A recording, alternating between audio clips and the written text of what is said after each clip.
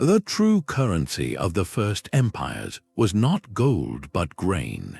While we remember the pharaohs and the conquerors, the silent architects of civilization were the administrators who mastered the distribution of food. By the end of this, you will see all of human history through the lens of the granary, understanding how the control of a simple harvest built the world. How did counting bushels of barley create the first governments? And why does this ancient system of power still dictate global politics today? What does it mean that our most basic need has always been our greatest source of control? That first surplus of grain was a quiet revolution. For the first time, a community could produce more than it needed to consume immediately. But this bounty created a new kind of vulnerability. Where do you put all that extra food? How do you keep it safe from the weather, from pests, and from neighboring groups who might want to take it? The answer to these questions did not emerge in a palace or a temple first. It began with a simple pit in the ground, lined with plaster to keep the moisture out. This was the birth of the granary, and with that granary came the first real job of government. Someone had to decide how much grain went into the communal storehouse from each family's plot. Someone had to guard it, and most importantly, someone had to decide how to distribute it when the next planting season arrived, or when the river did not flood as expected. In those early villages along the Tigris and Euphrates, leadership subtly shifted. The most respected elder was no longer just the wisest hunter or the most charismatic speaker. He became the keeper of the keys, the one who ensured no one starved. His authority was cemented not by force, but by trust and by necessity. When he allocated seed grain to a young family to start their own field, he was investing in the community's future. When he released stores during a poor harvest, he was proving the system's worth. This was a power born of service, a silent agreement that would echo for millennia. The control of food distribution began as a practical solution, but it contained within it the blueprint for every empire to come. But a surplus of grain creates a new kind of problem, one of pure mathematics. How do you manage what you cannot easily count? The granary's success demanded an answer, and the solution would become humanity's first great information technology. On the sun-baked plains of ancient Sumer, administrators began pressing reed styluses into soft clay tablets. These were not poems or prayers, at least not at first. They were inventory lists. A triangle with a mark might represent a certain measure of barley. A circle could denote a sheep. This was cuneiform, the world's first system of writing, and it was invented for one primary reason: to keep track of grain. The world's first scribes were, in essence, accountants. Their ledgers recorded how much each farmer contributed to the communal storehouse. They noted the daily rations of barley and beer issued to the laborers building canals or temples. They tracked distributions to priests, soldiers, and the ruling household itself. With every impressed wedge, a powerful new reality was cemented. A person's obligation, their share, their very worth to the community, could now be recorded, quantified, and controlled from a central office. This created something unprecedented: a class of literate professionals whose loyalty was to the system that employed them, not to a family or a local chieftain. As historian Norman Yoffe observed, the state is, at its core, a system of storage, and this bureaucratic machinery, born from the simple need to manage food, became the invisible skeleton of civilization. Law codes, tax rolls, and military rosters were all later applications of the same principle, first tested on bushels of barley. The granary clerk, tallying his clay tablets, was laying the groundwork for empires. He proved that to control a people, you first had to count what they ate, and once you could count it, you could command it. This bureaucratic power would soon face its greatest test, not in distributing food, but in mobilizing it for a purpose that seemed to defy human scale. This power of the granary transformed the landscape itself. To see its ultimate expression, look not at the storerooms, but at the monuments that still stand against the sky. The great ziggurats of Mesopotamia and the pyramids of Egypt are often seen as testaments to divine kings or slave labor, but their true foundation was grain. These colossal projects were feats of logistics made possible by a simple transaction. During the annual flooding of the Nile or the Tigris, when the fields were underwater and farming was impossible, the state faced a problem. What do you do with thousands of idle hands? The answer was a profound innovation. The state paid workforce. The pharaoh or the Insi, the city ruler, would open the royal granaries and issue rations. In exchange for a daily allotment of bread, beer, and onions in Egypt, or barley and oil in Mesopotamia, a farmer became a laborer for the season. Archaeologists have found meticulous records of this system. Cuneiform tablets from the city of Ur detail the exact amounts paid. An overseer might receive 60 liters of barley per month, a skilled craftsman perhaps 40. A common laborer hauling bricks 30. This was not a gift, it was a calculated wage. Grain became the world's first standardized currency, a currency the state exclusively controlled. This created a powerful cycle of dependency. A family's survival through the lean months was tied directly to their participation in the ruler's grand vision. Their sweat and toil were literally converted into stone, elevating the king's prestige, and, it was believed, securing the favor of the gods. The worker was not a slave in chains, but a participant in a sacred economy, bound by the most basic of needs. His labor built the very symbols that proclaimed the state's eternal right to feed him. This same principle extended directly to the military. A soldier's loyalty was guaranteed not by patriotism alone, but by a reliable ration. The empire's reach was limited not by the courage of its army, but by the distance its grain barges could reliably travel. So the pyramid is more than a tomb, it is a receipt. It is the physical proof of millions of meals served, a mountain of stone paid for with a mountain of grain. This system channeled human energy on a previously unimaginable scale, turning food into architecture and loyalty into a tangible, edible thing. Yet for all its power, this centralized control created a profound vulnerability. What happened when the grain itself ran out? A soldier can carry a weapon, but he cannot carry a month's worth of food. This simple, inescapable fact made the granary the ultimate strategic weapon.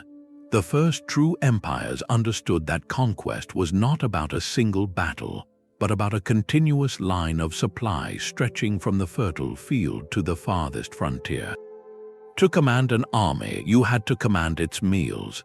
This transformed warfare from a seasonal raid into a year-round profession. The Akkadian ruler Sargon, who forged one of history's first great empires around 2300 BC, did not just raise an army, he built a system. His power stretched from the Persian Gulf to the Mediterranean, a territory far too vast to control by charisma alone. His secret was a network of fortified storehouses, positioned along major rivers and roads. These were not just shelters for troops, they were carefully stocked repositories of grain and dried fish, maintained by a dedicated class of scribes and quartermasters. When Sargon's forces marched, they moved from one secured granary to the next, a logistical relay race that kept them fed and loyal far from home. This meant the primary target of any campaign shifted.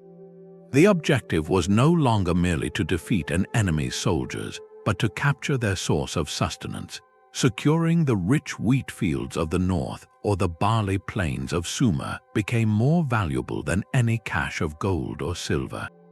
Plunder was fleeting, but control of a harvest was perpetual. This logistical genius created the professional soldier. A farmer turned militiaman could only leave his fields for a few weeks. But a soldier receiving a steady, reliable grain ration from the state could become a full-time guardian of its borders. His loyalty was directly tied to the regularity of his meals. The empire, in turn, protected the farms that filled his bowl. This created a self-reinforcing cycle of expansion and control, where agricultural land funded the army that seized more agricultural land. The might of an empire could literally be measured by the length of its supply lines and the capacity of its silos. Yet this system of control, so effective on the march, created an entirely different kind of landscape back in the beating heart of the empire itself. It forged a social pyramid with grain as its mortar, binding every individual to a central authority in a daily, tangible way. The Granaries ledger did more than count grain, it assigned value to human life. Every entry in those clay tablets was a social contract, a line drawn between those who ate by decree and those who ate by the sweat of their brow. At the very top stood the ruler, often portrayed as the shepherd of his people. His divine right was proven not by miracles, but by the uninterrupted flow of food from the storehouses. He and the high priests did not merely control the surplus, they were considered the very source of it, the intermediaries whose rituals ensured the Nile would flood or the rains would come. Their elevated status was literally consumed in the form of the finest white bread, choice cuts of meat, and aged wines, all supplied by the system they oversaw. Just below them, the scribes and administrators formed a crucial middle class. Their power was not spiritual but practical. They were the keepers of the lists, the ones who knew exactly how much grain was in every silo and who was owed how much. Their literacy was a form of magic, granting them security and influence far beyond the common laborer. They were paid in larger, more reliable rations, insulating them from the fear of a poor harvest. Then came the vast majority, the soldiers and artisans, the canal diggers and pyramid builders. Their daily bread was a direct transaction, a measured ration for measured labor. A soldier's portion guaranteed his loyalty on a distant frontier. A builder's allotment kept his strength up for moving stones. Their place in society was clear, defined by the weight of their grain dole. And at the base of this entire structure were the farmers themselves, the very foundation. This is the great paradox of the first empires. Those who grew the food often lived closest to its absence. After setting aside the portion owed to the state, the temple, and the local overseer, what remained for their own family could be perilously thin.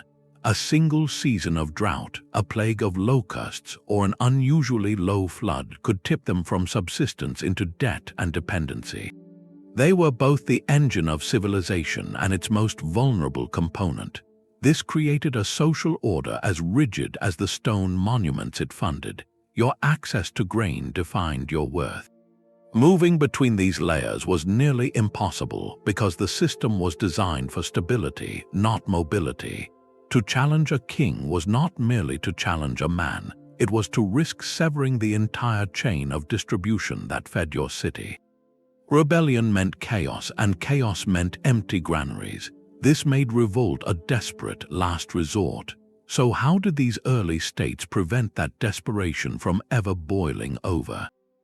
They mastered a tool even more powerful than grain, the story that made this inequality seem not just necessary but sacred. The granary's power needed a story greater than any king. It needed the blessing of the gods. In the minds of the first city dwellers, the forces that made the grain grow were not just natural, they were divine. A successful harvest was a sign of favor. A famine was a mark of divine displeasure. The rulers of these early states made a brilliant, enduring connection. They positioned themselves as the essential link between the people and these powerful, unpredictable forces. They did not just manage the grain, they became its sacred guardians. In ancient Sumer, this idea was written into the very fabric of their pantheon. The goddess Nisaba held a unique portfolio. She was simultaneously the deity of grain and the patron of writing and scribes. This was no coincidence. It meant that the act of recording a bushel of barley in a clay tablet was in itself a religious act. the bureaucracy of food was sanctified. The scribe with his stylus was performing a service to the goddess, ensuring her bounty was properly accounted for and distributed. His lists were not just administrative, they were devotional. This fused spiritual and economic power into a single, unassailable system. To question the grain ledger was to risk offending the deity who provided the grain itself. This concept reached its zenith along the Nile. In Egypt, the pharaoh was not merely a political leader, he was a living god, the son of Ra. His most critical divine duty was to ensure the annual flood of the Nile. Without that flood, there was no silt, no planting, no harvest. The pharaoh's rituals and ceremonies were not symbolic theater. They were understood as the practical mechanics that kept the cosmos in order and the river on schedule. When the granaries were full, it was proof of the pharaoh's successful mediation with the gods. When they were empty, it signaled a breakdown in that sacred relationship. This belief transformed the entire economic structure. The largest and most secure granaries were often physically attached to temple complexes. The Temple of Ammon at Karnak, for instance, was not just a place of worship, it was a vast economic hub, a bank, and a distribution center. The grain offered to the gods was, after the rituals, redistributed to priests, workers, and the state apparatus. The divine and the logistical operated under the same roof. This gave the population a profound spiritual incentive to accept the social order.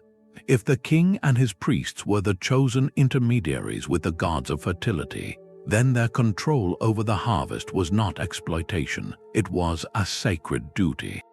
Your assigned ration was not a wage, it was a share of divine bounty, allocated by those closest to the source. To rebel against the distributor was to rebel against the cosmic order itself. This theological framework made inequality feel inevitable, even holy. It asked people to see their place in the social pyramid not as oppression, but as their role in maintaining harmony with the forces that gave life. Yet this elegant system of control, for all its divine justification, was not built in a vacuum. It had to be imposed upon a landscape already filled with older, local loyalties. The grand narrative of divine kings and temple granaries had to be carefully woven into the fabric of countless villages, each with their own traditions and their own understanding of the land. Yet this divine sanction for control was not a single, unbroken decree. The story of grain is also a story of a quiet, centuries-long power struggle. Behind the grand narratives of pharaohs and gods, a more earthly contest was unfolding, a negotiation over who truly held the keys to the granary. In the early city-states of Mesopotamia, two great institutions sat at the center of society, the temple and the palace, and for a long time it was not at all clear which one was supreme. The temple estates were often the original economic powerhouses. Vast tracts of land were considered the property of a city's patron deity, like Annona of Uruk or Enlil of Nepal. These lands were worked by temple dependents, and their enormous yields flowed directly into the temple's own storerooms. The high priest and his administrators controlled this wealth, using it to fund craftspeople, feed laborers, and exert immense social influence. They were the original distributors, the first managers of the agricultural surplus. The palace, the seat of the king or Insi, emerged as a separate but parallel force. The king's authority initially may have been more military and judicial, but his power rested on the same fundamental need to feed his own household, his soldiers, and the workers on his projects. So from the very beginning, there were two competing networks of grain collection and distribution. This created a fascinating and unstable balance. Sometimes, the temple and palace economies worked in a deeply integrated partnership. During the third dynasty of Ur, around 2100 BCE, the administrative records show a remarkably unified system. Temple and royal lands were managed under similar bureaucratic principles, with grain flowing into a coordinated network of storehouses that supported both religious festivals and state-building projects. The king presented himself as the temple's foremost servant, and in return, the temple's divine authority bolstered his rule. It was a symbiotic relationship where power was shared. But this balance was delicate. Ambitious kings constantly sought to bring the temple's independent wealth under their direct control. They might appoint a loyal relative as high priest. They might claim that the gods had granted them stewardship over all the land, including the sacred fields. The historical record is filled with these subtle maneuvers, a slow tug of war over the ledgers and the silos. The resolution of this tension was a critical turning point, when a king successfully centralized control over both the temple and the palace granaries. He achieved something monumental. He consolidated the primary source of wealth and sustenance into a single, state-controlled system. This was the definitive step from a theocratic city-state, where authority was divided, toward a true territorial empire, where a single ruler could command resources across great distances. It meant that extraction, the formalized taking of grain from the countryside, could be standardized and enforced by a unified administration. The king's tax collectors could now operate with the combined authority of the throne and the altar. This consolidation did not happen overnight, and it was never complete. Temples often retained significant land and influence, but the trend was clear. The ultimate power to feed a population became the ultimate political prize, and securing that prize required more than divine blessing. It demanded a new kind of violence, not of the battlefield, but of the ledger book. It required a system to formally extract wealth from the land and the people who worked it, turning the informal tribute of early chiefs into the calculated taxes of an imperial state. The divine right to rule was ultimately measured in bushels. To sustain a palace, an army, or a temple, the state needed a reliable, recurring stream of wealth, and for millennia that wealth grew in the fields. Before gold or silver coins, the primary tax was paid in the very substance of life, grain. This system, known as taxation in kind, transformed the annual harvest into the empire's revenue. A farmer's obligation was not a sum of money, but a share of his crop delivered directly to the local state granary. This direct claim on the land's bounty was the absolute foundation of imperial power. It funded everything: the barley ration for the scribe tallying the tablets, the bread for the soldier guarding the frontier, the lavish offerings of meat and beer at the city's great festival. All of it flowed from that initial extraction. The famous Code of Hammurabi, one of the world's oldest legal texts, is deeply concerned with this agricultural economy. Its laws meticulously regulate the responsibilities of tenant farmers, the liabilities for crop damage, and the rates of interest on grain loans. This was not abstract jurisprudence, it was the operating manual for a society built on barley. The state's survival depended on predictable inflows, so the law codified the relationship between the land, the farmer, and the granary. To make this system work, the state had to standardize the very language of measurement. What exactly was a bushel? How much did a seela of barley weigh? Imposing uniform weights and measures was a revolutionary act of control. It meant a farmer in a distant province paid the same assessed share as a farmer near the capital. It meant the grain could be accurately accounted for as it moved through the bureaucratic machine, from the local collection point to the central storehouse. This standardization did more than streamline taxation. It facilitated trust in wider commerce. If you knew a merchant's bronze weight was certified by the royal seal, you could trade with confidence. The state's need to count its grain thus helped create the infrastructure for markets that extended beyond its direct command. The true test of an empire, then, was not the size of its army on paper, but the reach and resilience of this logistical network. Could its administrators reliably collect the grain from a newly conquered valley? Could they transport it hundreds of miles down river without spoilage or theft? Could they redistribute it to a growing capital city or a restless garrison? The answers determined the empire's stability. This circulatory system of grain, flowing from countryside to center and back out again, was the empire's beating heart. It connected the peasant in his field to the fate of dynasties, binding the entire territory together in a silent, annual rhythm of contribution and distribution. Yet this system of extraction, for all its administrative brilliance, created a landscape of profound tension. The line between a sustainable tax and a crushing burden was perilously thin, and when that line was crossed, the very granaries that symbolized state power could become the triggers for its collapse. The granaries' power did not stop at the empire's own borders. The true test of a surplus came when it could be loaded onto a ship and sent across the sea. For the first time, grain became a geopolitical currency, a tool of statecraft that could build alliances and bend foreign powers to your will without ever drawing a sword. Consider ancient Egypt, a land blessed by the Nile's predictable floods. Its vast fields of emmer wheat and barley regularly produced more than its people could consume. Just to the northeast lay the Levant, a region rich in cedar wood, olive oil, and resins, but with a far more precarious agricultural base. Egypt possessed what the Levant needed to survive, and the Levant held what Egypt needed to thrive: timber for construction and shipbuilding. This was not a simple barter between merchants.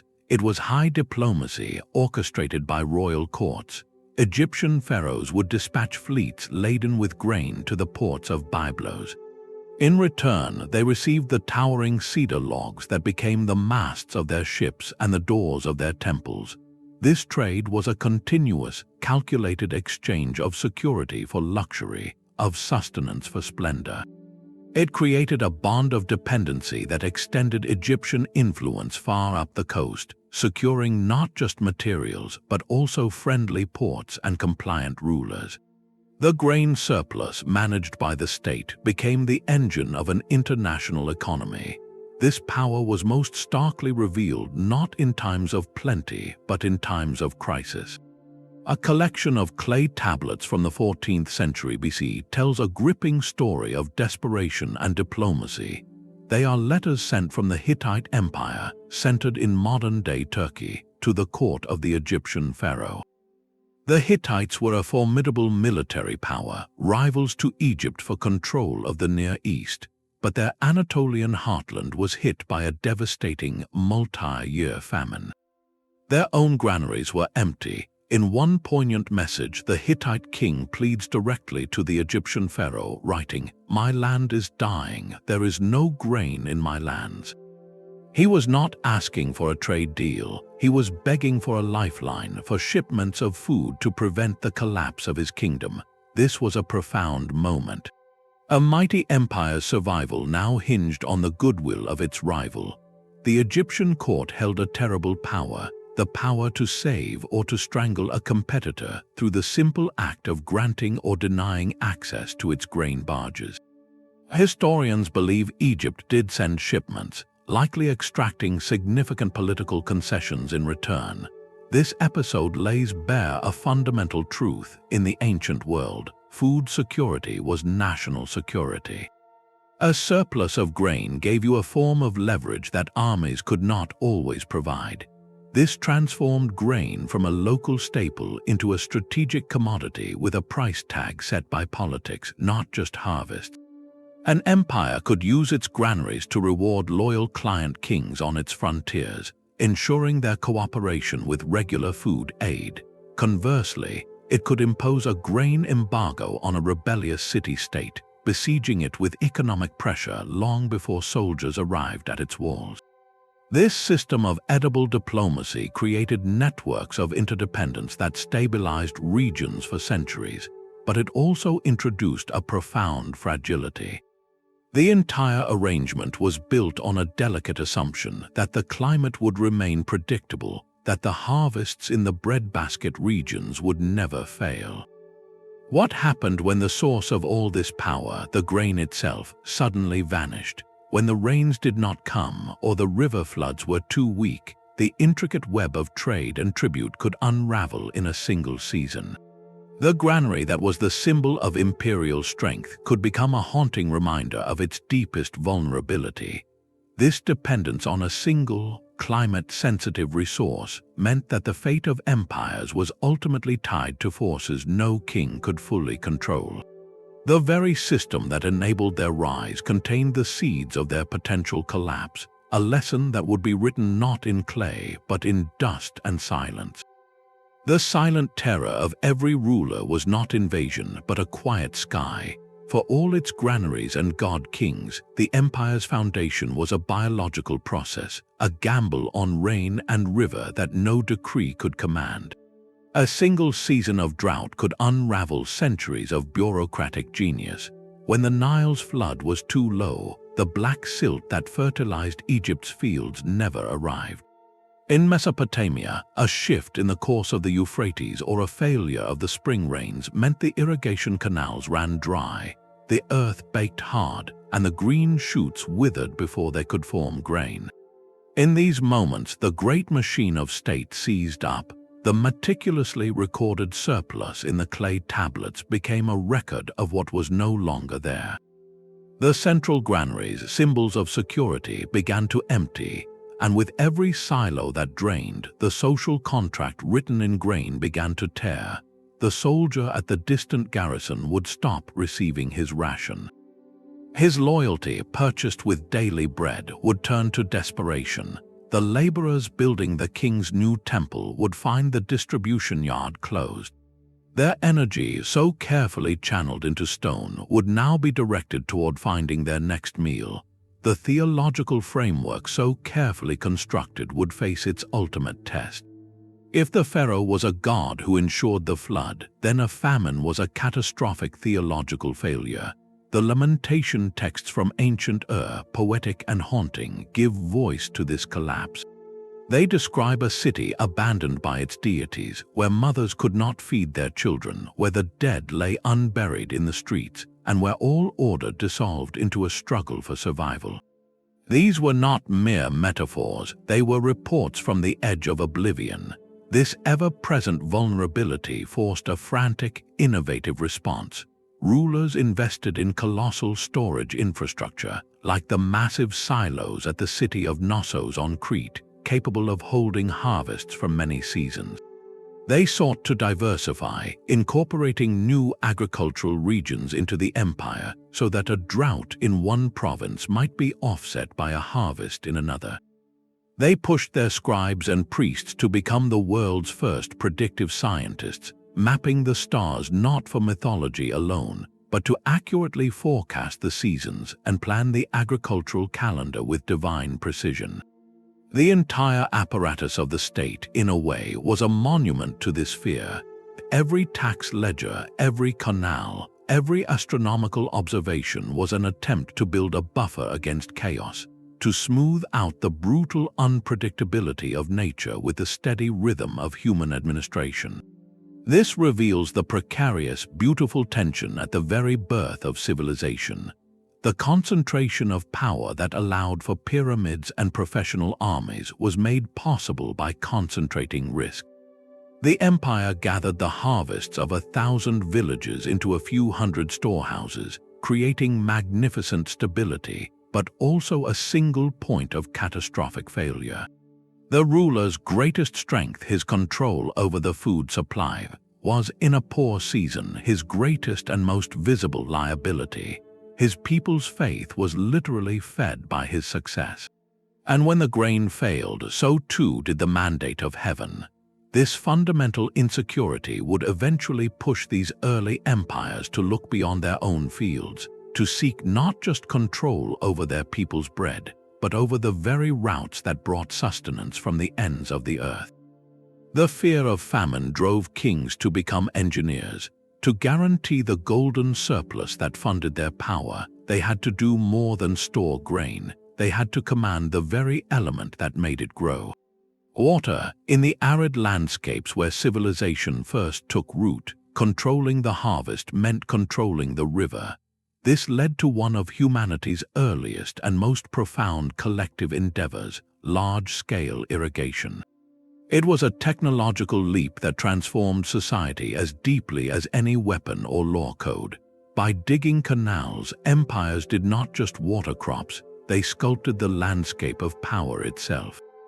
The decision to divert a river was an act of staggering ambition.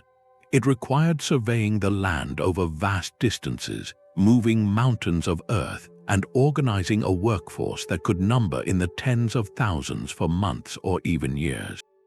This was a task far beyond any village elder or local chieftain. Only a central authority with the reach to command labor from across its territory and the granaries to feed those laborers could possibly attempt it. When a Sumerian king like Ur-Nammu proclaimed in his inscriptions that he dug the canal of the gods, he was not merely boasting of a public works project. He was advertising the very source of his legitimacy. He was the one who made the desert bloom. His canal was a lifeline etched into the earth, a permanent, visible promise of abundance that flowed directly from his throne. In Egypt, this concept was woven into the identity of the state. The pharaoh was not just a political leader, he was the steward of the Nile's annual miracle. While the flood itself was a gift from the gods, its management was a pharaonic duty. Officials oversaw a network of basins and canals that captured the floodwaters, spreading the life-giving silt and moisture across as much land as possible before draining it back to the river. This bureaucratic management of water multiplied the fertile area many times over. The state's role was absolute. Without its coordinated effort, the flood would be a destructive deluge or a missed opportunity. This created a relationship of profound and inescapable dependency. A farmer's field was now part of a hydraulic machine engineered and maintained by the state. His family's survival depended on the canal that brought water to his plot, and that canal was fed by a larger channel maintained by royal labor. If the canal silted up, he could not clear it alone. He needed the state to mobilize the necessary workforce. His prosperity was literally channeled through infrastructure he did not own and could not repair himself.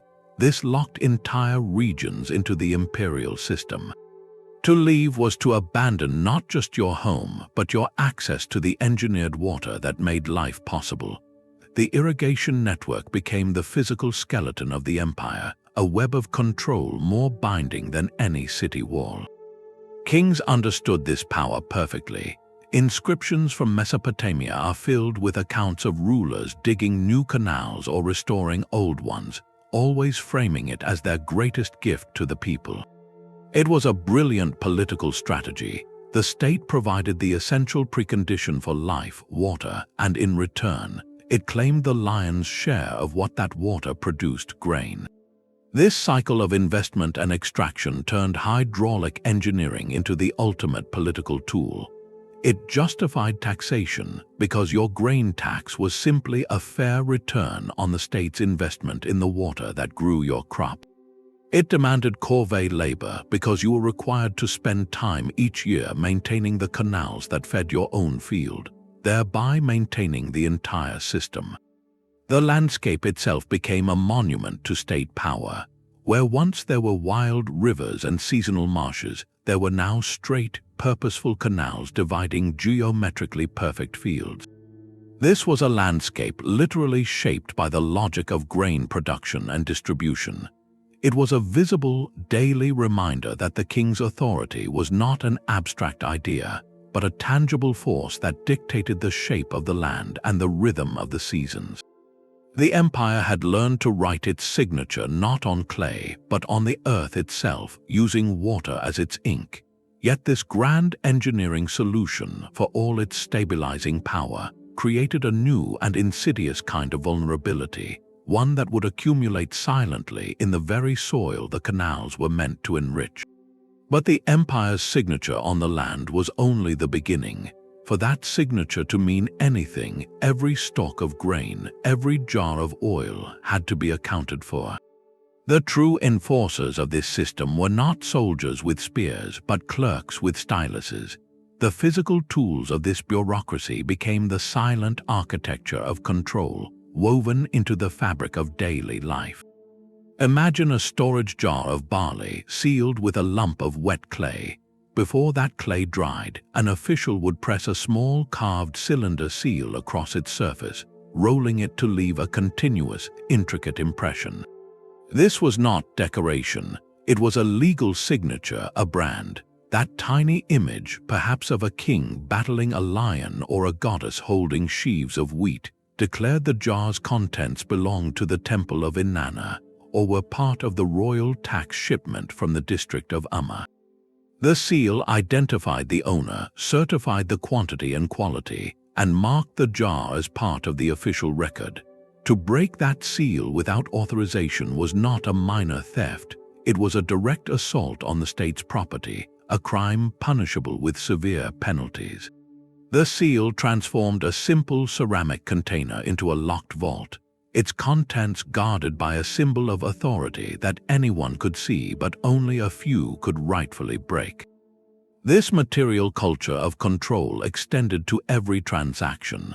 The standardized ceramic vessel became a unit of law. In Egypt, the hecat was a precise measure for grain. In Mesopotamia, it was the selah or the gur. These were not rough approximations. They were ceramic bowls or jars made to a state-mandated size, their volume consistent from one end of the kingdom to the other. When a laborer received his daily ration, it was poured from one of these official vessels. He wasn't just getting food, he was receiving a legally defined portion of the empire's wealth. The vessel itself was a promise, a physical guarantee that the distribution was fair and according to the king's decree. This network of objects created a web of verification that made the system remarkably transparent and difficult to corrupt. A farmer delivering his tax grain would see it poured into a standardized jar, sealed with an official seal, and his name or village marked on a clay tag attached with string. That tag would then be matched to a ledger entry written by a scribe on a tablet. From field to granary to distribution, every transfer was witnessed by these silent, inanimate witnesses: clay, ceramic, and stone. The scribe, of course, was the master weaver of this web. His reed stylus was the most powerful tool in the empire after the plough. On his humble clay tablet, he could record that 10 laborers from the family of Ernanch received 30 selah of barley for 15 days of work on the canal of the god Enki. This single sentence, baked hard in the sun, created multiple layers of accountability. It obligated the granary keeper to release exactly that amount. It obligated the foreman to deliver the labor, and it gave the central administration in the capital city of a permanent record to audit. The state's eye, through these tablets and seals, could see into storerooms 100 miles away. It could track the efficiency of a canal project, the yield of a province, the loyalty of a local governor by whether his tax shipments matched expectations. For the average citizen, this bureaucracy was not an abstract force. It was the measured bowl of barley in your hands at the end of a workday.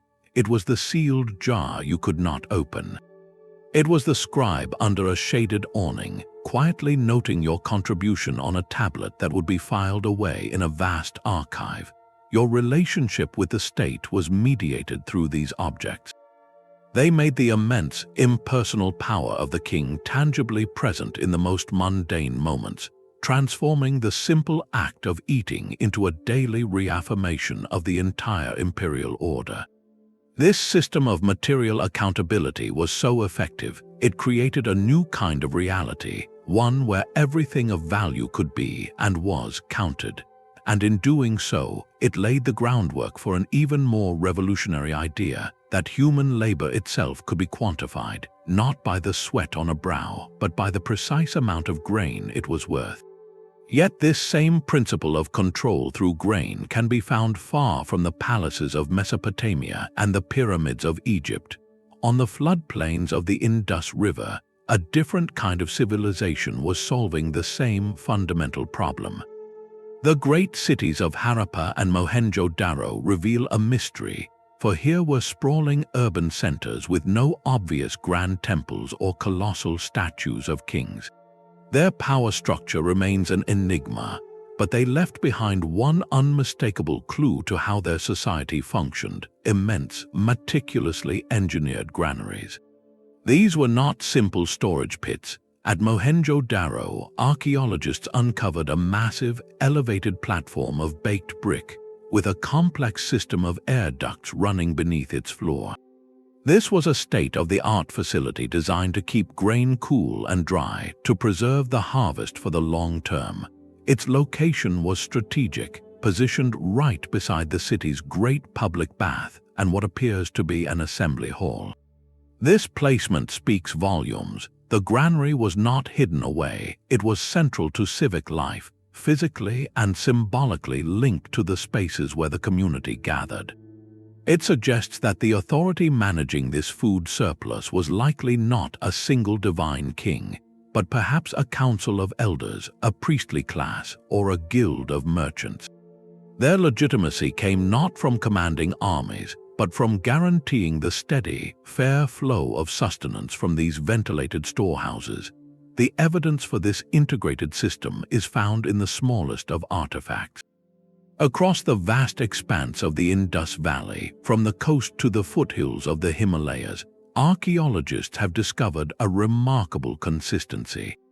The stone weights used for measuring are standardized. The cubical chert weights follow a precise binary and decimal system, meaning a merchant in the port city of Lothal used the same measures as a trader in distant Harappa.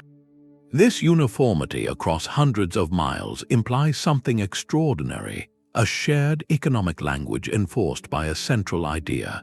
For such standardized trade to function, there had to be reliable channels of distribution, a network that could move grain from producing regions to urban centers and exchange it for goods from afar. The granary was the anchor of that network. It provided the stable, measurable surplus that made long-distance commerce predictable. The Indus Valley presents a compelling variation on our theme. Here, the control of grain may have created not a towering pharaoh, but a faceless, efficient administration. Power was expressed through urban planning and public works, through the cleanliness of the streets and the fairness of the scales, rather than through monuments to individual glory. Their granaries, with their clever ventilation, stand as a testament to a different social contract, one where collective survival was managed with quiet, bureaucratic genius. This parallel discovery is profoundly important.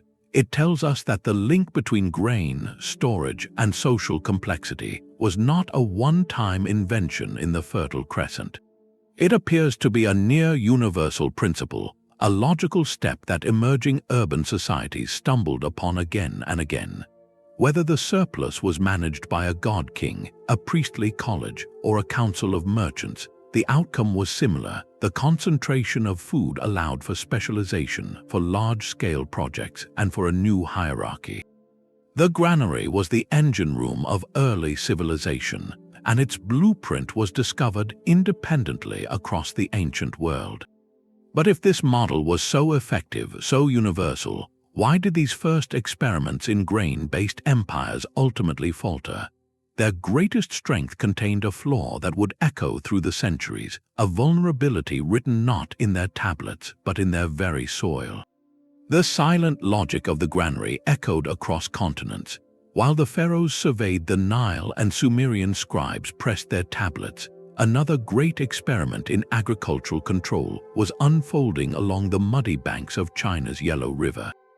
Here, the staple was not barley but millet, a hardy grain that thrived in the lowest soils. The Shang dynasty, emerging around 1600 BC, built its authority on a similar foundation: royal dominion over the harvest. Oracle bones, the inscribed scapulae of oxen used for divination, reveal a state deeply preoccupied with the agricultural cycle. Kings asked the ancestors if the millet harvest would be abundant, if the rains would come, and if the sacrifices they offered were sufficient to ensure fertility.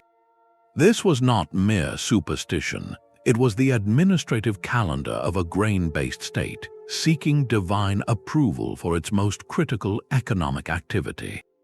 The king's role as the supreme intermediary between his people and the forces of nature was cemented through elaborate ceremonies where bronze vessels, stunning works of art cast with intricate patterns, were filled with millet and wine as offerings. These vessels were far more than ritual objects. They were the physical symbols of a monopoly. Controlling the bronze needed to cast them meant controlling the means to communicate with the powers that governed the harvest. The grain offered in these sacred vessels after the spirits had consumed its essence would then sustain the royal court and its growing bureaucracy.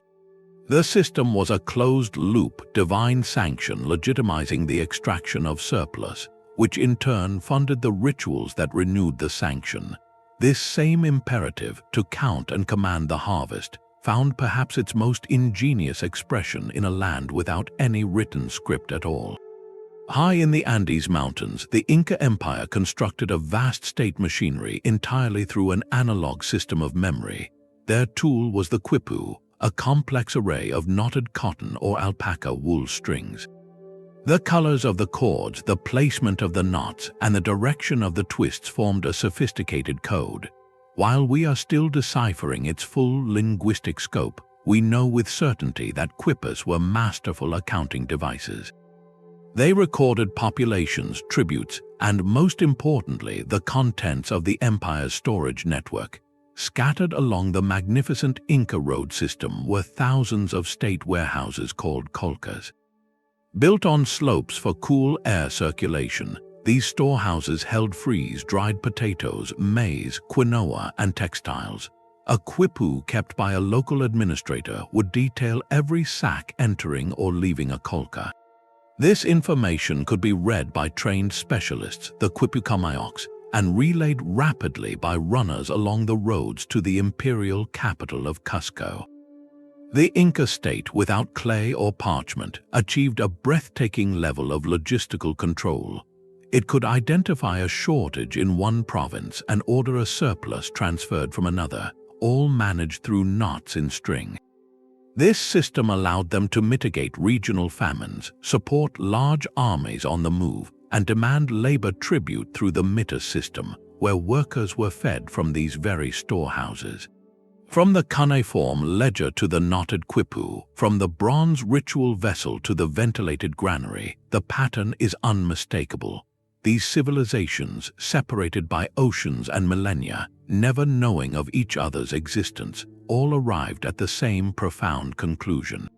The pathway to complex society, to monuments and armies and specialized classes, ran directly through the communal storehouse. They each discovered that to gather people together in great numbers, you must first gather their food. And to keep them together, you must control its distribution with an iron grip, whether that grip held a stylus, a bronze cup, or a bundle of strings. This was not a coincidence. It appears to be a convergent evolutionary step in human social organization, as fundamental as the development of the wheel or the use of fire. The need to manage staple food distribution seems to be a primary driver, perhaps the primary driver, in the birth of the state itself. The god-king, the scribe, the quipu keeper, they were all answering the same urgent, practical question that arose from the first agricultural surplus. How do we keep this from spoiling, and how do we stop our neighbors from taking it? Their answers built the world, but this foundational system, for all its brilliant stability, carried within it the seeds of a profound and lasting transformation, one that would shift the very definition of wealth from what grew in the earth to what could be dug from it. This promise of a full granary changed what it meant to be human. For the first time, a family could look beyond the next harvest, could feel a fragile sense of tomorrow. The state's greatest offering was not law or glory, but the quieting of a primal fear. In a world ruled by the whims of weather, the knowledge that the king's storehouses held reserves was a psychological anchor. It fostered a new kind of identity, a collective one. You were no longer just a member of your village, you were a subject of the pharaoh, a citizen of someone whose place in the world was defined by your connection to that central source of sustenance. This security, however, came with a meticulously calculated price. The transaction was simple, and it shaped the ancient world's idea of fairness. In exchange for protection from starvation, you surrendered a portion of your freedom. You gave a share of your crop as tax. You gave days of your labor to maintain the canals or build the temples. Your obedience was expected, not as blind loyalty, but as the logical return on a life-saving investment. This was the earliest social contract, written not on parchment, but in the daily rhythm of planting and rationing. The state said, "We will manage the risk of famine, and in return you will help us build a civilization." This dependence became the empire's most powerful stabilizing force. Dissent was not just political rebellion, it was a reckless gamble with your family's next meal. To challenge the system was to risk being cut off from the distribution network, to become an outsider staring at a sealed granary door. This encouraged a profound social cohesion. The grand projects, the irrigation works, the defensive walls, were not seen as the burdens of a distant elite, but as collective insurance policies. Your labor on the canal was not just for the king, it was for your neighbor and for your own future security. The state cultivated this perception masterfully, positioning the ruler as the paternal provider, the shepherd of his flock. His image was on the seals that secured the grain jars. His name was invoked in prayers for rain. His administrators were the ones who measured out the fair share. Authority was embedded not through terror, but through the most basic gratitude, the gratitude of a full stomach. This relationship transformed power into something deeply personal and daily. Your child's health, your spouse's strength, the very continuity of your lineage were all intertwined with the smooth functioning of the imperial machine.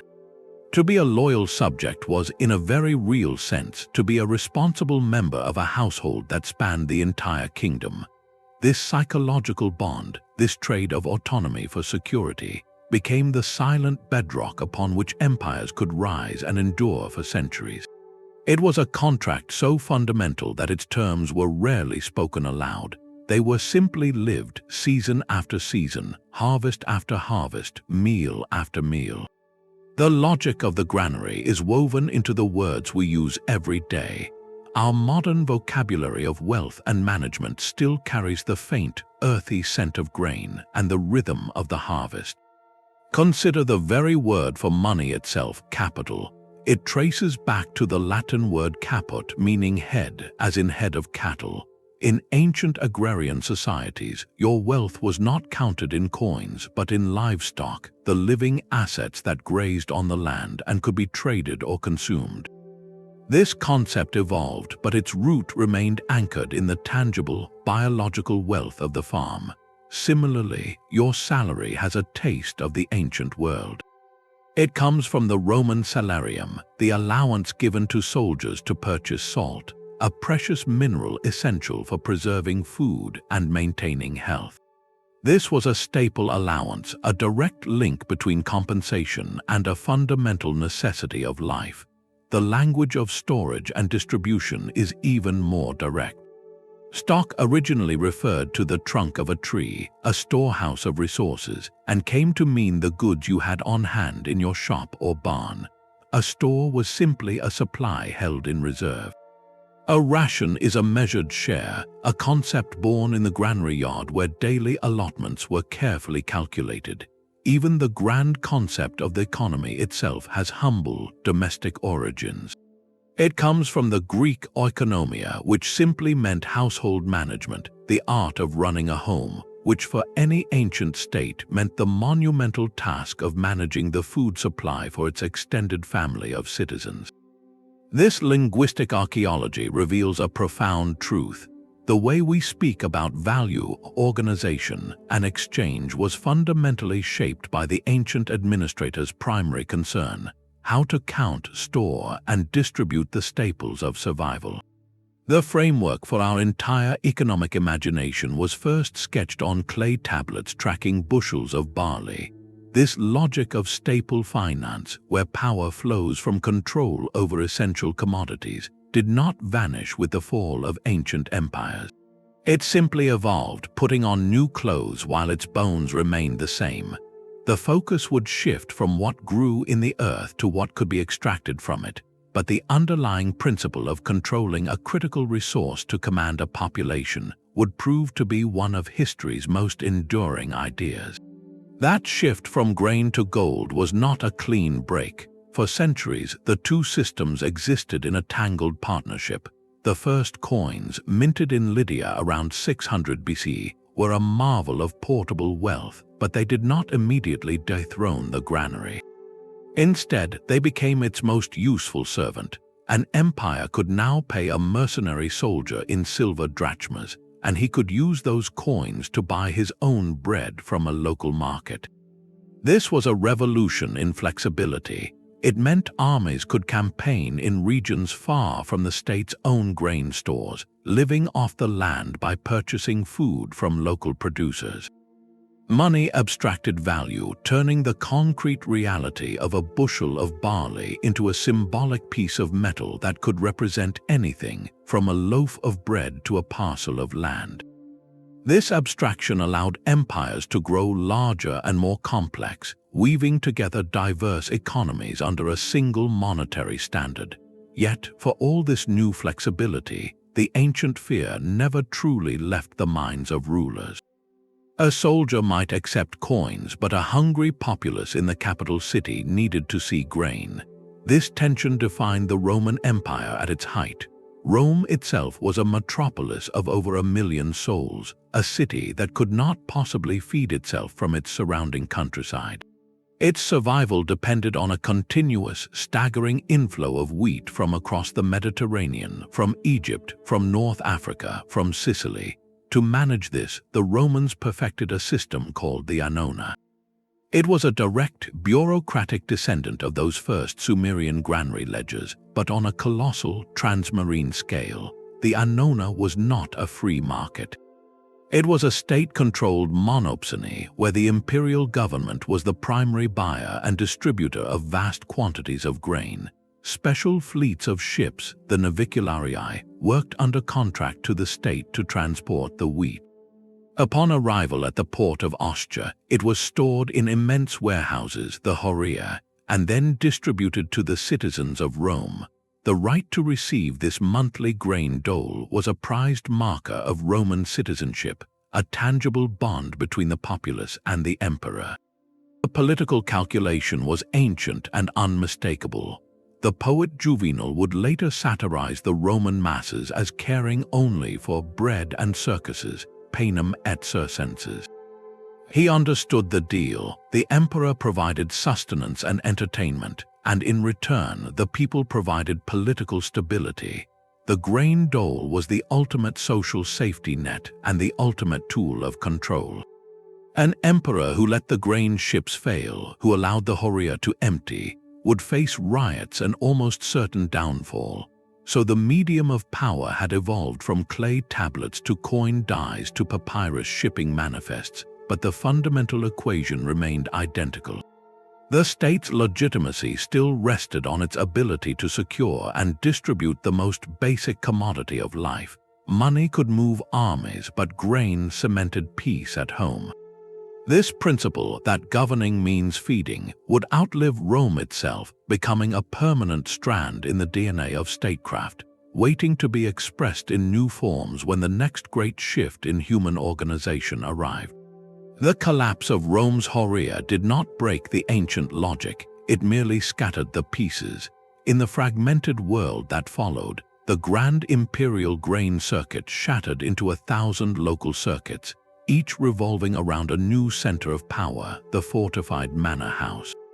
Here, the Lord's granary was not just a storehouse, it was the beating heart of the entire community. The economic relationship was direct and tangible. A serf or villein held strips of land in the open fields, but his obligation was paid not in coins, which were scarce, but in baskets of wheat, barrels of ale, or days of labor plowing the Lord's own Domesday land. This rent in kind, this physical portion of the harvest delivered to the manor's storeroom, was the foundation of the feudal contract. It funded the lord's household, his knights, and his ability to offer protection in a violent age. The manor was a miniature state, and its stability depended entirely on the predictable flow of grain from peasant plots to the lord's table, and back again as seed for the next season. The cycle was hyper-local, but the principle was timeless. Control over food defined authority. Yet even in this decentralized world, the ambition to rebuild larger systems of control never died. As kingdoms began to coalesce from the patchwork of manors, kings rediscovered the same tool their imperial predecessors had relied upon. They rebuilt royal granaries. These were strategic reserves, not for daily feeding of cities, but for two critical purposes: warfare and crisis. A medieval king marching to war needed to feed his army of knights and men at arms. He could not rely solely on pillage, a risky and unreliable method. Instead, officials would requisition grain from across the realm, gathering it into castles and fortified towns along the planned route. This logistics train, though primitive compared to Rome's, allowed for longer, more deliberate campaigns. Perhaps more importantly, these granaries became instruments of royal legitimacy through famine relief. In times of terrible harvests, a king who could open his stores and distribute grain to the starving peasantry was performing a sacred, kingly duty, reinforcing the idea that his authority brought tangible security. The most stunning document of this medieval grain logic is the Domesday Book, commissioned by William the Conqueror in 1086. It was not a story of battles or heroes. It was a colossal, village-by-village inventory of England. Its pages meticulously record who held each parcel of land, how many peasants worked it, how many plows were there, and crucially, how much it was worth in annual render. This was not a census of people, it was an audit of agricultural productive capacity. The Norman bureaucracy wanted to know, down to the last acre, exactly how much wealth, measured in grain, livestock, and honey, the land could yield. This knowledge was power, the power to tax with devastating efficiency. The Domesday Book made the entire kingdom legible to its new rulers, transforming the messy reality of fields and forests into neat columns of taxable value. It proved that the template survived intact. The first act of a new state was to count the food. Whether in a Sumerian city, a Roman province, or a Norman kingdom, large-scale organization always returned to that same cornerstone, systematically managing the harvest, because whoever commanded the grain commanded the world. This enduring truth would soon face its greatest challenge yet, not from a rival empire, but from a force that would stretch the very concept of distribution across oceans and continents. The ghost of the ancient granary haunts the modern world map. Today, we do not speak of the pharaoh's silos, but of national strategic reserves, vast stockpiles of wheat, rice, and corn maintained by governments from China to India to the United States. These are not for daily commerce, they are the ultimate insurance policy, a buffer against the kind of global shock that could empty supermarket shelves and unravel social order. Their existence is a direct, conscious echo of the royal storehouses of Ur and Thebes, a silent admission that despite all our technological prowess, the foundational vulnerability of complex society remains unchanged. A failed harvest in a key region can still send political tremors around the globe, proving that food security is, and always has been, national security. This is why control over the world's great breadbaskets, the American Midwest, the Ukrainian steppe, the Argentine pampas, is a matter of intense geopolitical interest. These regions are not just farmland, they are strategic terrain, as vital to a nation's influence in the 21st century as the iron mines or oil fields.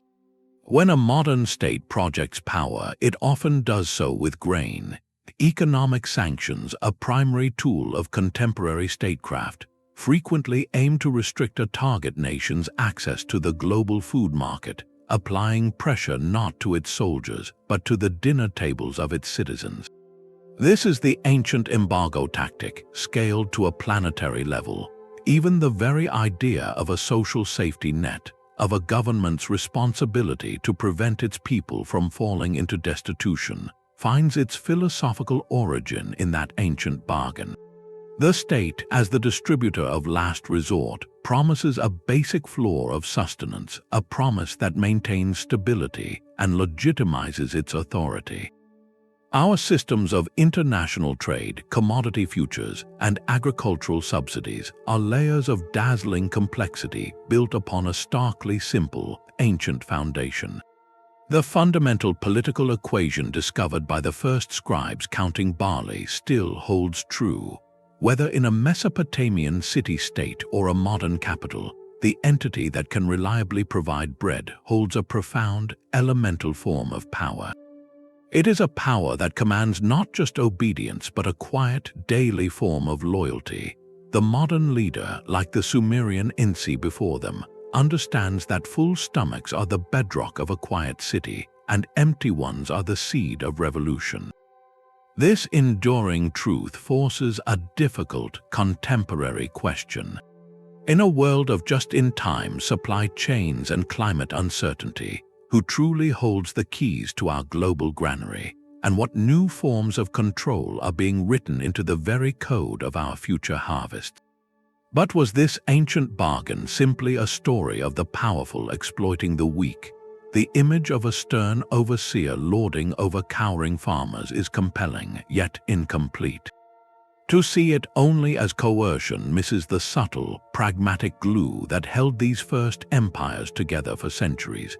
The relationship between the state and the farmer was far more complex than a simple tale of masters and servants. It was a tense, interdependent partnership, a mutual, if profoundly unequal, bargain. For the farmer, participation in the system was not merely submission. It was a calculated choice for security in a dangerous and unpredictable world. By delivering a portion of his harvest to the central granary, he was buying a kind of insurance. He gained access to large-scale irrigation networks that no single village could ever build, multiplying the yield of his own plot. His grain, pooled with that of thousands of others, funded the professional soldiers who guarded the frontier against nomadic raiders who might otherwise sweep in and take everything. Most vitally, in a year when his own fields failed, the state's reserves represented a lifeline, a chance for his family to survive until the next planting season. This was not charity, it was a transactional safety net. The state, in turn, was utterly dependent on the continued cooperation of those farmers. An empty countryside meant an empty granary. A rebellious peasantry could starve a city into submission without a single battle. So while the terms of the deal were set by the elite, the farmers' compliance was an active, necessary component. Their continued labor and tribute were the fuel for the entire machine. This created a balance, however precarious. The Code of Hammurabi itself, while enforcing the king's law, also contained provisions meant to prevent the most extreme forms of exploitation, regulating debt and land use to maintain a stable, productive peasantry. The system worked best when it was seen as legitimate, when the farmer believed that his contribution, however large, was reciprocated with tangible benefits. This interdependence allowed for something remarkable to happen. The stability provided by this uneasy partnership freed up human energy and resources on a scale never before seen. It allowed for the specialization of labor that produced not just more grain, but astronomers, physicians, poets, and architects. The surplus that filled the granaries also filled libraries with literature and funded expeditions for rare materials. The cultural and technological flourishing we associate with early civilizations, the epic of Gilgamesh, the precision of Egyptian medicine, the grandeur of ziggurats, was made possible by this very bargain. It was a costly bargain, one that entrenched social hierarchy and limited personal freedom, but for a very long time it delivered on its core promise. It created islands of order and abundance in a sea of uncertainty. The true genius of the system was not that it forced people to obey, but that it convinced them that obedience was in their own best interest, that their sacrifice was the price of a shared, greater security. This delicate equilibrium, however, was always conditional.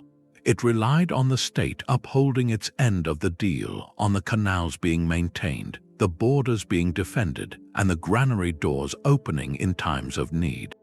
When that trust eroded, when the demands grew too heavy while the protections grew too thin, the entire carefully constructed partnership could shatter into dust. The proof of this ancient system is not just in the stories, but in the soil. Modern archaeology acts as a forensic science, piecing together the concrete reality of how grain built empires from scattered, silent clues. The first telltale sign is often the architecture itself.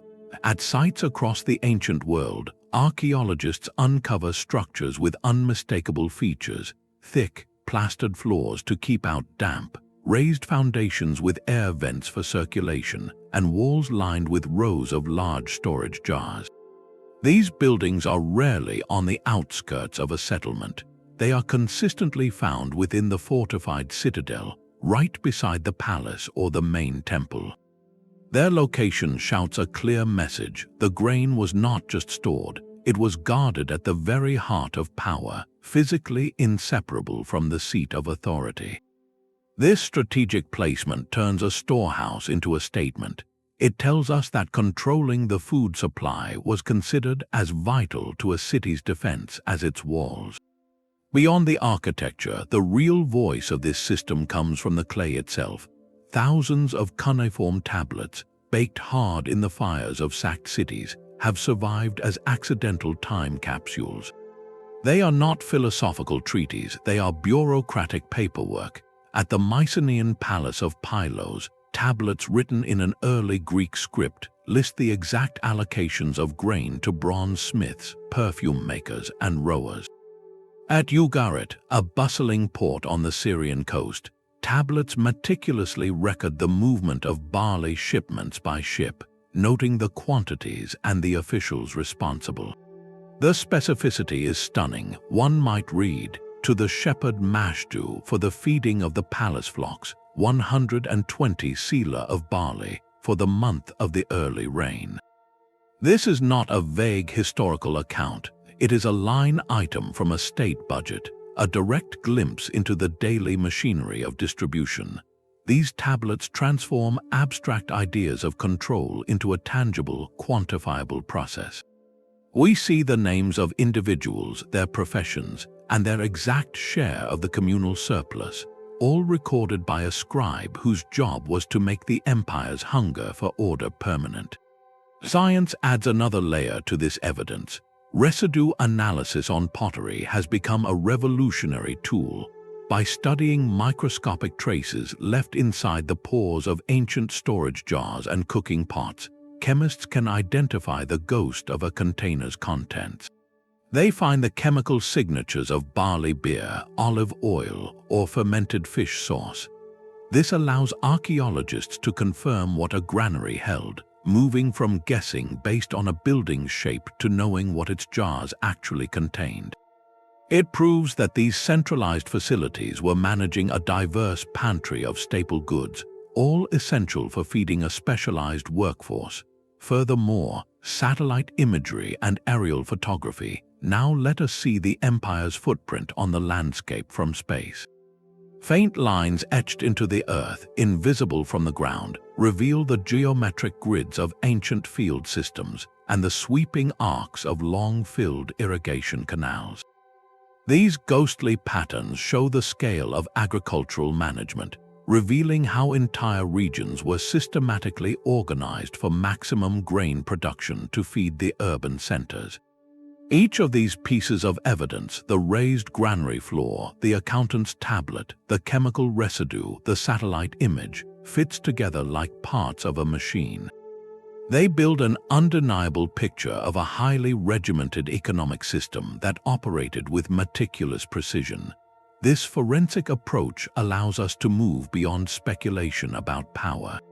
We can see its concrete mechanisms engineered from the ground up around a single, vital purpose: to store, count, and move grain. This material evidence makes the ancient bargain visceral. It was a system built into the very bricks and jars of daily life, a silent architecture of control that fed the body as it shaped the course of history. So where does this leave the great debate about why it all began? For generations, scholars have searched for the single spark that ignited civilization, the prime mover behind the first states. One of the most famous theories came from historian Carl Wittfogel, who argued for a hydraulic hypothesis. He proposed that the need to manage large-scale irrigation in arid river valleys like Mesopotamia and Egypt demanded a centralized, coercive authority, a managerial elite that evolved into the first ruling class. In this view, the state was born from the technical demands of the ditch and the dam. Other thinkers have pointed to different catalysts. Some emphasize warfare, suggesting that constant conflict between villages led to the rise of professional warriors and the chiefs who commanded them, who then solidified their power. Others focus on trade, arguing that the management of long-distance exchange networks for luxury goods created a merchant class and the administrative structures to support it. Still others look to ideology, the power of shared belief and ritual to unite people under a sacred leader.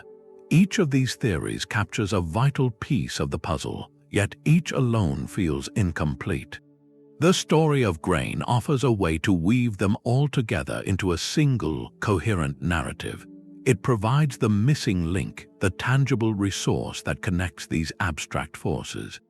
Think of it this way: control of water, Wittfogel's hydraulic imperative, is meaningless without something to grow. That something was grain. The irrigation canals were built to maximize the barley and wheat surplus.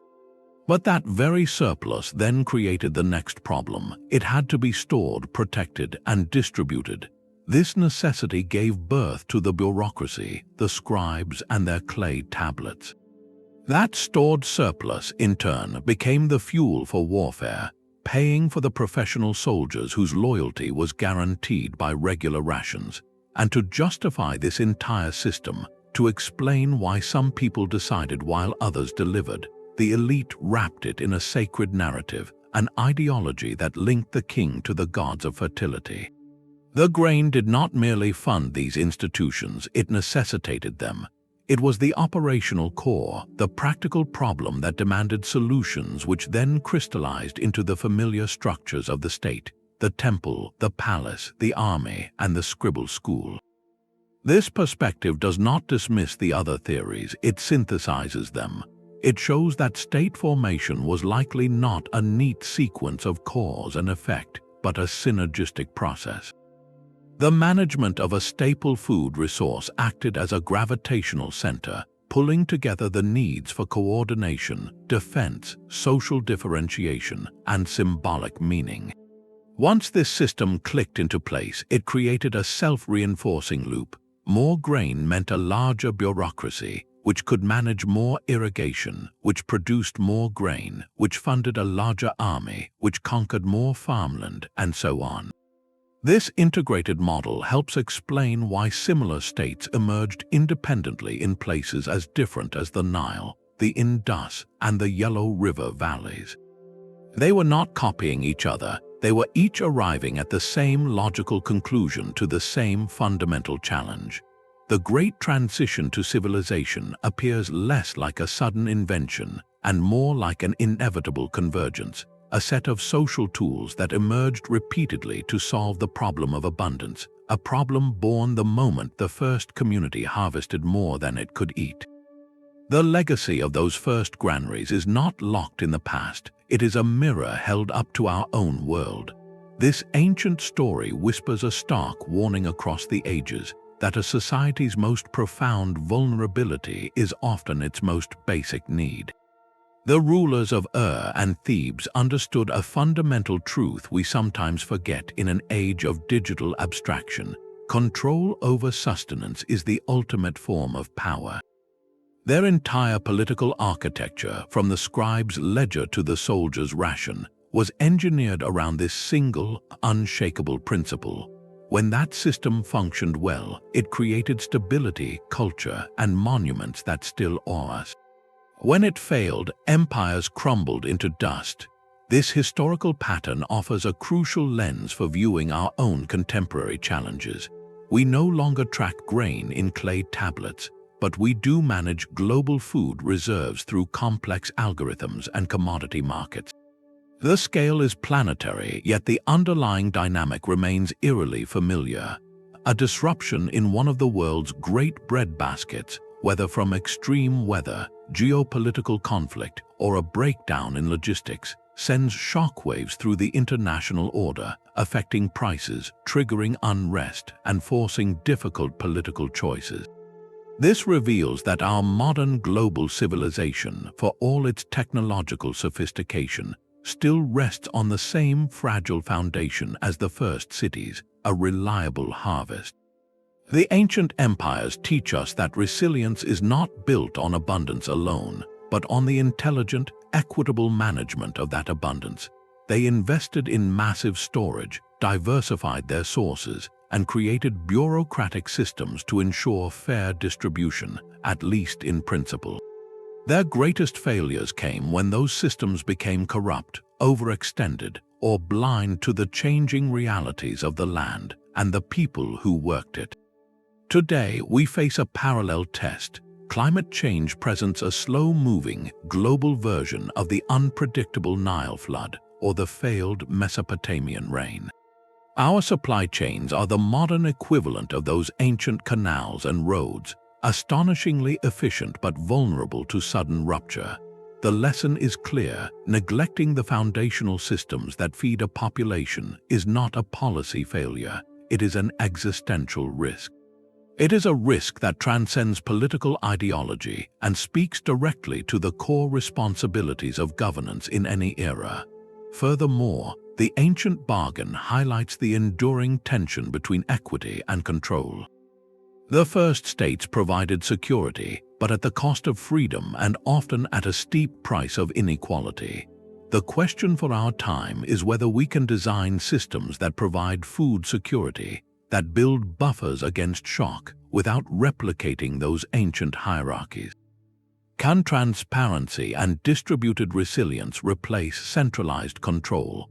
The story of grain suggests that the solutions will never be purely technological.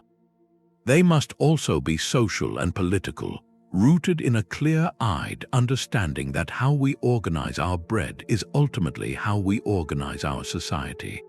The silent, looming granaries of the past ask us a direct question: what are the essential stores we are building for our collective future, and who truly holds the keys?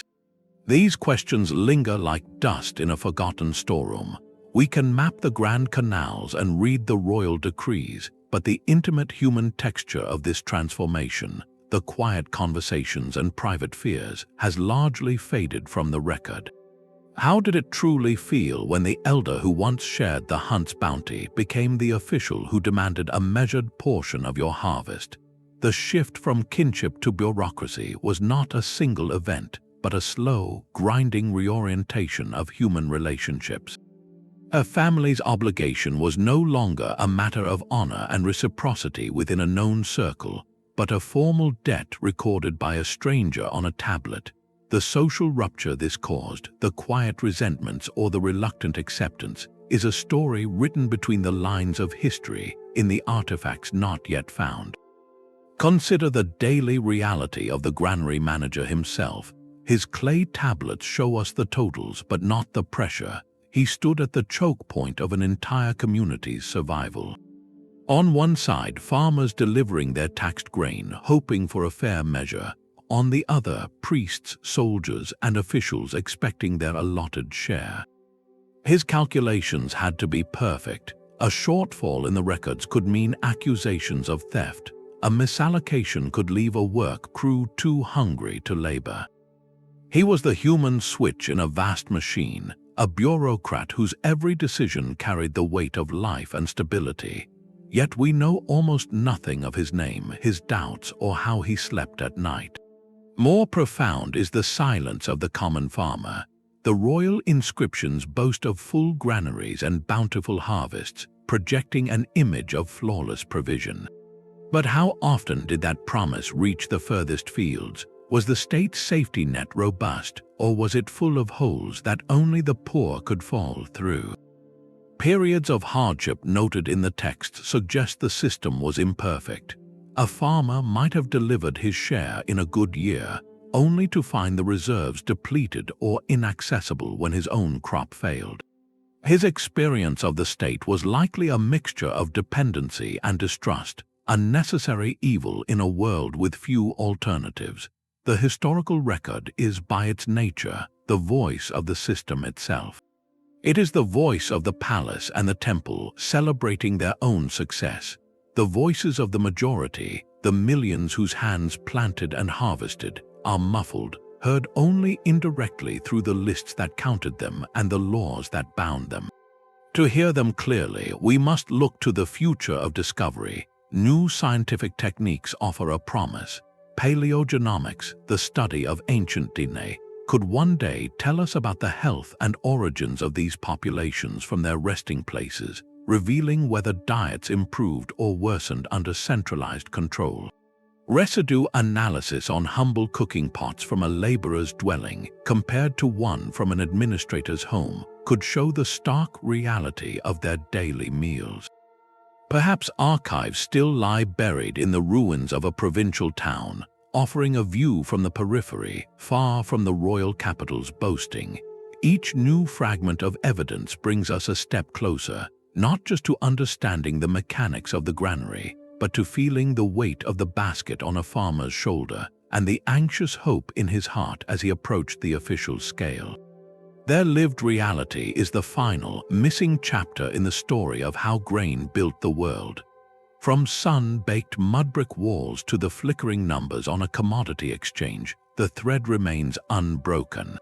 The control of grain distribution is not a chapter in our history.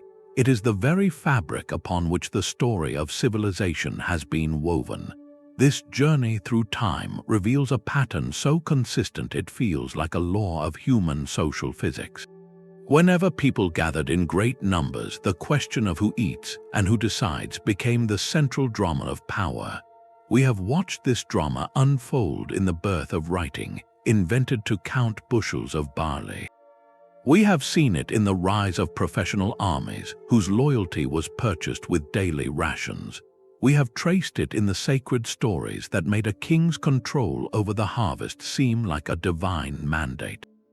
The pyramids, the ziggurats, the great law codes were not separate achievements. They were all downstream from a single, monumental innovation, the centralized granary. The mightiest empires were, in their beating heart, nothing more and nothing less than sophisticated, relentless food distribution networks. Their glory was a byproduct of their logistics. Their longevity was a measure of their fairness or their coercion in feeding millions. This perspective shifts how we see the past. It turns our gaze from the throne room to the storeroom, from the crown to the clay tablet.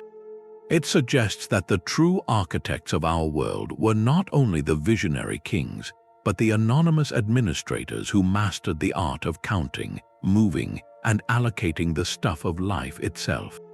As we navigate our own era's complex challenges, from climate volatility to global supply chains, these ancient lessons land with startling force. They remind us that a society's resilience is built not on its most advanced technology, but on its most fundamental systems. The security of a population still hinges on questions first asked in Sumer and Egypt. How do we grow enough? How do we store it wisely? And how do we share it justly? The next time your eyes pass over a golden field of wheat or you hold a simple loaf of bread, pause for a moment. You are not just looking at food, You are looking at a historical force that built walls, funded cathedrals, and toppled kingdoms. It is a force that remains quietly one of the most powerful on Earth. If this journey through the grain-powered rise of empire has changed how you see history, consider subscribing for more explorations into the hidden architectures of our past. And we would love to hear your thoughts. What parallels do you see between these ancient systems and our world today? Share your perspective in the comments below.